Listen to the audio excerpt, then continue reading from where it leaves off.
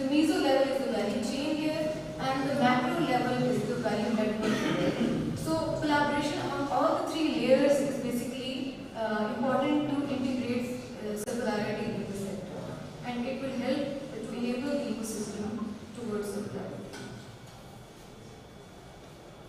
So moving to the methodology part, I have used qualitative as well as descriptive statistics in my study, and the data was collected through field format interviews in 2 rounds in the last 2 years. And I have used the transcripts, I quoted those transcripts, used thematic analysis by using some software which is called MaxQA, and I used inductive content analysis with the So there were 26 large textile companies were interviewed for this study across these cities mentioned in the slide, and variously informed interviews were interviewed, including various product managers, people from R&D in these industries, sustainability heads, environmental experts, and snowballing and purposive sampling was used. And the sample is divided into these categories of industry based on the products. So the preliminary analysis shows that the key stakeholders are very well aware of the concept of circularity, but the basic knowledge is a bit restricted to the 3 common traditional hours, that is reuse, reuse, and recycling, rather than the 10 hours of the whole hour principle framework. And the stakeholders who are more aware of the concept informed me that the stakeholders who have played very important role in this awareness raising are the INGOs, mainly GIZ and WWF and some other INGOs, and their customers, especially the international customers and auditors, have played very important role in creating awareness among these customers. So moving to the next research question, that how far they have been implemented. So for this, I have divided the whole supply chain into 3 categories: the upstream activities, the midstream, and the downstream. The upstream are the procurement and the product level categories or indicators. The midstream includes the production of the manufacturing processes, and the downstream includes the packaging, waste, and reverse processes.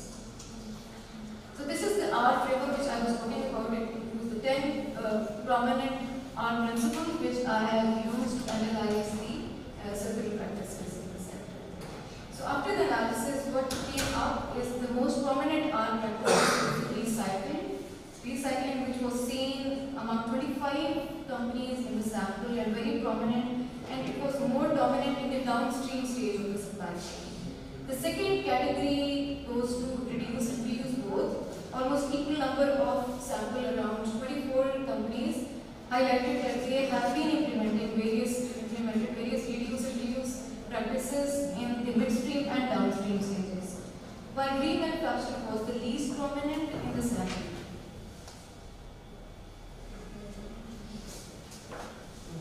So overall, 90% of these large enterprises have shown their consent that they are doing their practices or improving their circularity in their products. And overall, the most prominent R practices were seen in the denim and the apparel industries. And according to these interviewees, overall evaluation of the organizational readiness states that most of the industries are partially closed loop. They say they are doing something towards circularity and towards closing the loop, but they are still way to go. They have to do more to improve their current practice. So the prominent challenges and opportunities which they highlighted during the interviews were, among them, the most prominent was that affordability and availability of the certified recycled raw material is very important. Secondly, the improvement opportunity they think is the supplier industry partnership needs to be improved to empower and ensure sustainable sourcing. So a preliminary summary of this study is that there is a general shift in the industry towards circularity.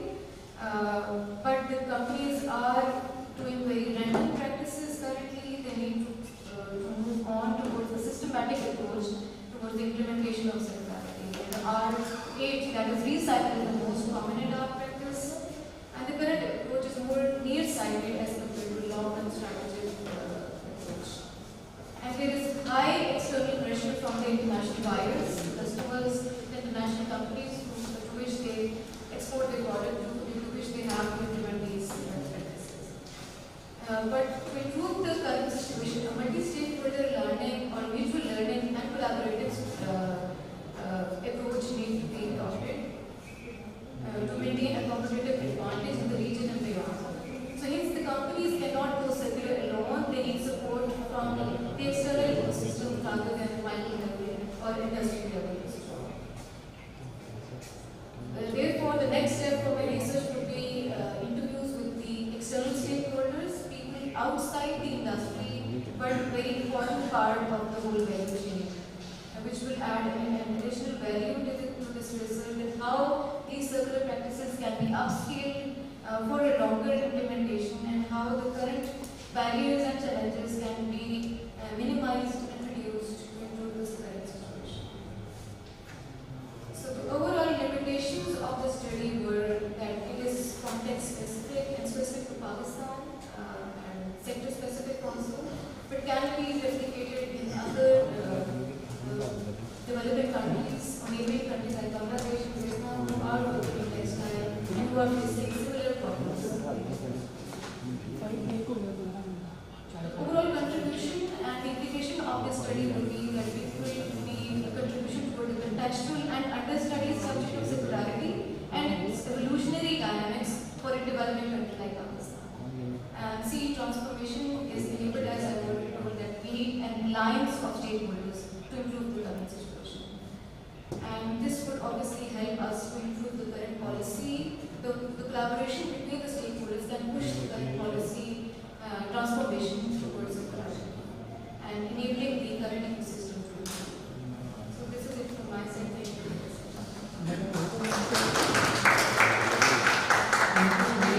Thank you. So, for the Q&A session, we have 3 minutes for this. Anyone who has questions? Okay, thank you.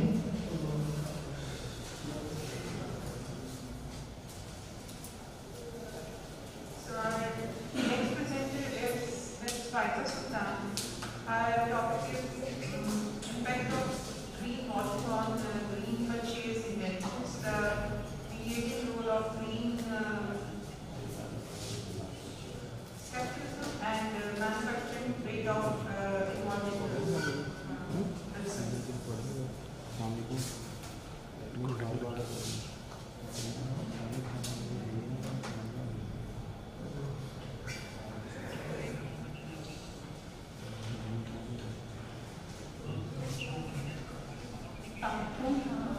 Can you hear me? My name is Hall-1 and I'm a lecturer in Refined University Hyderabad campus and I'm doing my PhD in the US. And this is the research paper that is under work. We are just discussing here conceptual framework and platform. And what is the title? The title is Greenwashing Impact. We are going to check on green purchase intention, its impact, and we are also going to see the mediating role of green skepticism and moderating role of the environmental sustainability. Greenwashing is currently becoming a more problem and challenge in the society because of the environmental concern. Because companies and the firms have more pressure on themselves to be adaptable according to the environment friendly practices and business practices to be more environmentally friendly.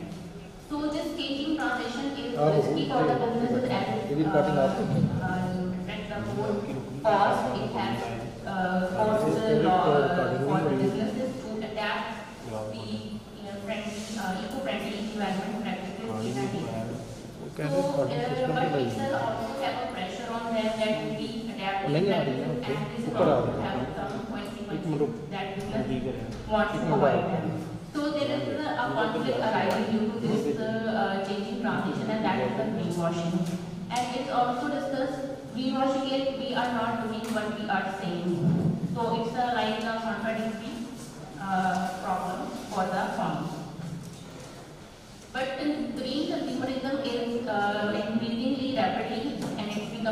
popular because of some reasons.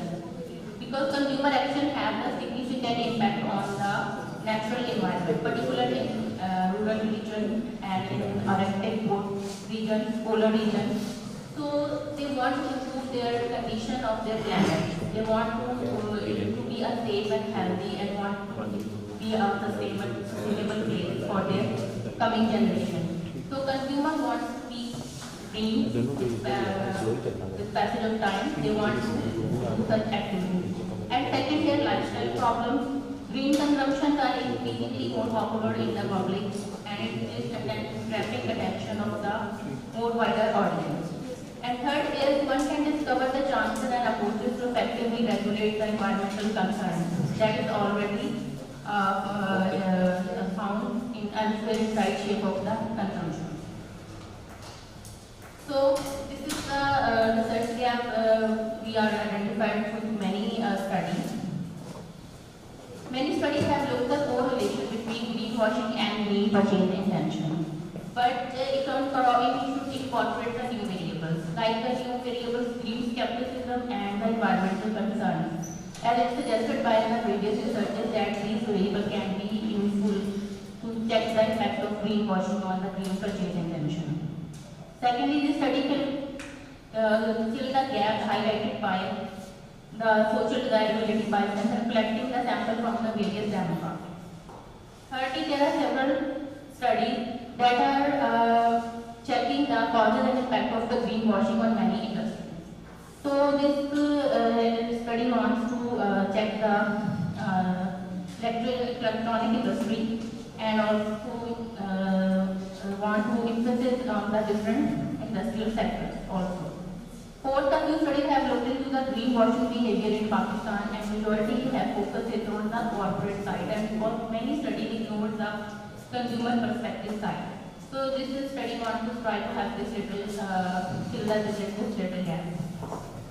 So the particular problem statement, the movement of environmental assurance and green market has a considerable impact on the customer attention and behavior.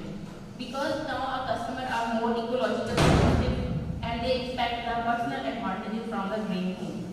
They are more interested to buy eco-friendly products and want to live eco-friendly life. As the worldwide market for the green product grows, so the buyer's restrictions about the companies also arising.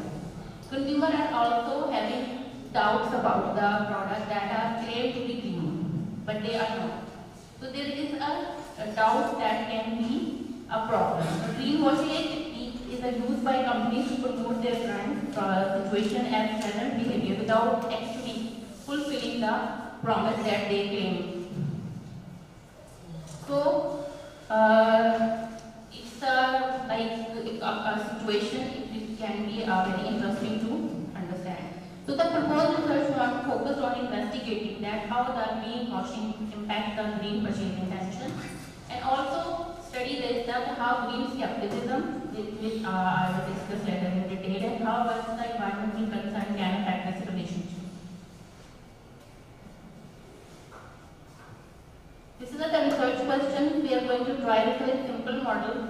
So the research question is we have to check the impact of greenwashing on green purchase and we are going to check the green skepticism and remediate the relationship greenwashing and green purchase intention and how does the environmental concern have the coordinational impact on the relationship between greenwashing and green purchase.